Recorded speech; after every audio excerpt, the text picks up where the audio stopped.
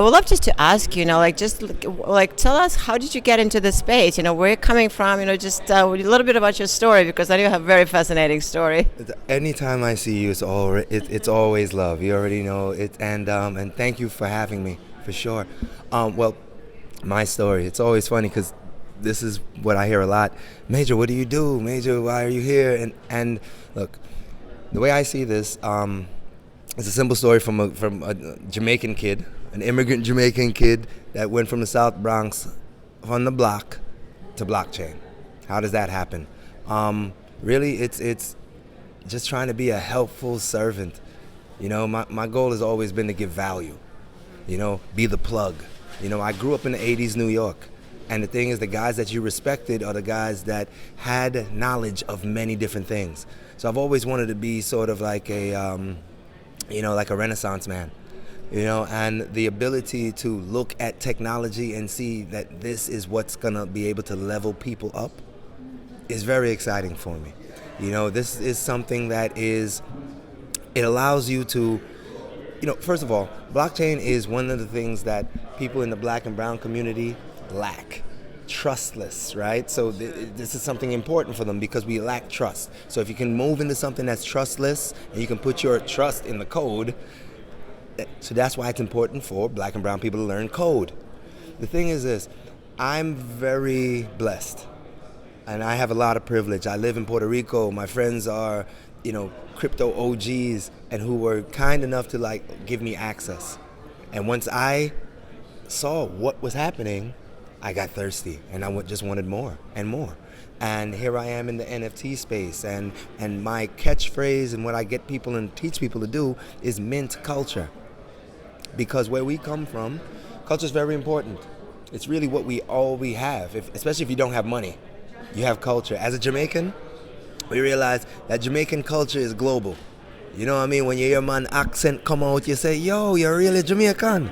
Yeah, man. So it's one of those type of things. And once I saw that, I realized that the world right now is in a great place for culture to be exported, for people that are the originators of culture, for the originators of ideas, for as they say, the creators. They can now send their value other places and earn at a distance. So these things are very exciting for me. So as someone that has come up from the quote unquote the have-nots, whatever that may be, but to come up in a situation and now see, a way, it's very exciting. So it's like, why not? Why would you not be in crypto? So I lived in Dubai. Somebody there paid me 400 Bitcoin in 2014. And I did it as a joke. It wasn't like, yo, I'm really into this. It's like, yo, just pay me in Bitcoin, whatever. Because I have a vegan cafe in Dubai called Wild in the Moon. And there I ended up working with some people from the royal family and getting the crown prince to do 2-3 day juice cleanses and all of this type of stuff. And in one of these parties, I'm like, pay me in Bitcoin, that's okay. And they did. And I'm like, wait, hold up. And I'm like, wait, what? Now I'm in it. And that's what I tell everybody to do. Listen, don't buy Bitcoin if you can't afford it. Accept Bitcoin if you can create a business. Yeah. Like, if you're cooking food, just tell them to pay you in Bitcoin. Yeah. If you're doing workouts, fitness, tell them to pay you in Bitcoin. That's the way you get in the game. Because I've been in the space quite a bit, and I speak to a lot of people in the space, and they're mostly parrots. People parrot a lot of things because many people have not put themselves into the crossfire. Look, if you're telling me that you're in crypto and you haven't been rug pulled, and you haven't been scammed, and you haven't lost, you haven't given me you've not been in crypto. And it's like, I don't want anything bad to happen to people, but I just know, if you're going to be in it this early, you are here to take the lumps for other people. So this is like even when I speak to Brock Pierce, every time I see him, I thank him for taking all the arrows, because these guys are the ones who are out there, who try things, who people exalt and then rip down. and then they get back and do it again. And I've just been lucky enough to live in Puerto Rico, following a lot of these trailblazers, and I'm just lucky to be around. So no, thanks. I love your suggestions. Just if you can buy it, just earn it. And so what's if there's a specific message you want to send to your audience about either what you're doing or how people can find you if you want to promote what you're doing NFTs, please share. My only message is mint culture. Mint culture. Why is that? Well, when you are able to mint culture, you're able to then generate legacy.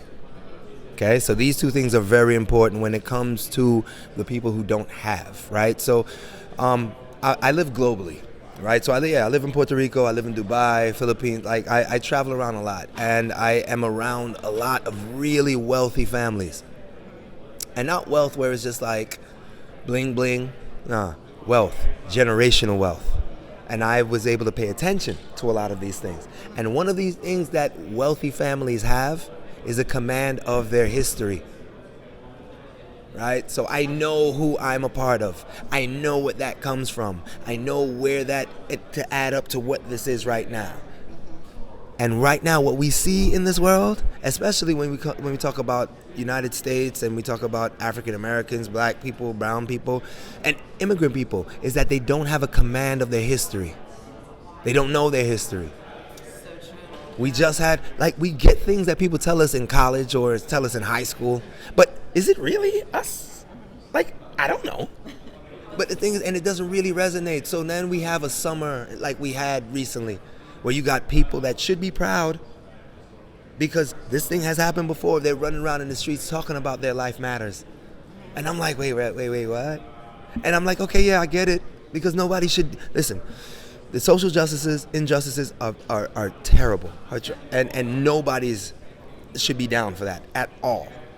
But on the flip side, the idea that I have to tell you that my life matters is me having to express that my life matters. Look, I walk around and my life matters. Oh yeah. You understand? So nobody had a presence about you, have your energy about you. Right. Yeah. And why is that? Because I know my history. I know who I came from. And listen, my family's one generation out of poverty. My father died at the age of 24. I was 5 years old. Okay, my mother had two of us in the South Bronx, right? I was 5 years old. But guess what? What I had was a memory of my father. I know my father was a king. By the time he died, he had already brought up over 100 people from Jamaica for his organization. So you tell me, I know that's legacy. So when I say you mint it forward, and why NFTs and why you need to mint cultures, because look, we're not talking about reparations. We're not talking about fixing the past. What we're talking about is building for your future. You get what I'm saying? We walk with legacy in front and behind. So if you really want to be mindful and present, then you build for the future. So I tell black and brown people, mint it forward, because you don't know what's going to be valuable 500 years from now. But your goal is not to put your people in the same situation that you are struggling in right now. So history, so mint culture, generate legacy, make sure that you're pushing it on forward, because you get to tell your family what they are. Nobody has to tell me my life matters. Nobody has to tell me that I'm a king. Yes. These are things that and these are the things that I see are not around. But if you want to start something, then you mint culture, mint it forward. So that's the biggest thing that I tell people in NFTs. Thank you so much. That's a powerful message. I was really looking forward to talking to you because you just have so much energy to share, and it just shines through everything. And I really hope that the listeners would feel the passion you have and will follow your advice. Thanks so much, Mentor.